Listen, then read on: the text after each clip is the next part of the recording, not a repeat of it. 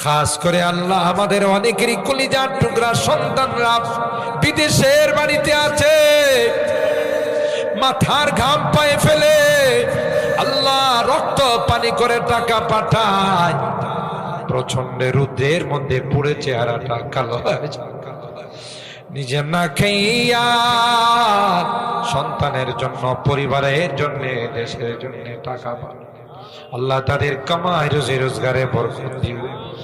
ও রব্বে করিম আল্লাহ তাদেরকে সহি সালামতে রাখো, অ্যাক্সিডেন্ট দুর্ঘটনার হাত থেকে তুমি হেফাজত করিও।